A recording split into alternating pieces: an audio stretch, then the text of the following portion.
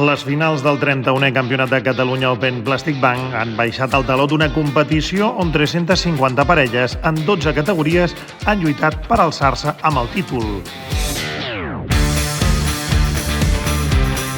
En una setmana intensa de joc i amb una magnífica atmosfera la que s'ha viscut durant tots aquests dies al Club Júnior 1917 de Sant Cugat.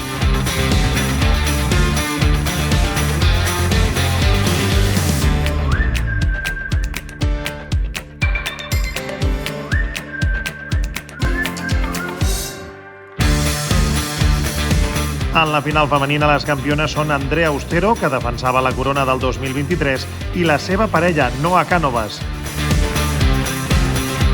Tot i que les vencedores han perdut el primer set per 3-6 davant de Marina Guinar i Lucía Sainz, han remuntat els dos següents amb un joc espectacular, sumant un 6-3 i un 6-2 al seu favor.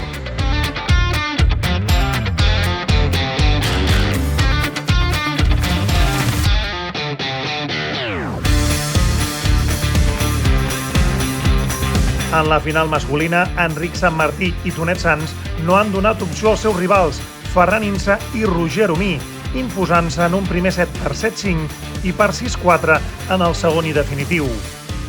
Entre Enric i Tonet sumen 20 títols de Campionat de Catalunya absolut, en la que ha estat la seva quarta final guanyada de manera consecutiva. Molt contents d'estar en aquest 31è Campionat de Catalunya absolut i contribuir a Plastic Bank un cop més amb l'esport català. Aquest any ha sigut unes instal·lacions magnífiques, grans resultats, grans partits, no es pot demanar més, la veritat. Doncs per part del júnior estem supercontents d'haver tingut l'ocasió d'organitzar aquest torneig aquí.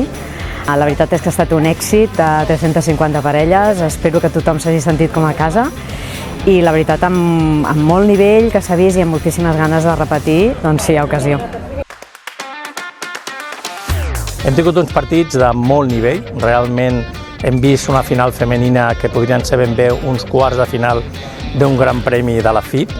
I a nivell masculí també ha sigut disputadíssim, un primer set molt competit i un segon set on s'ha imposat una mica la veterania.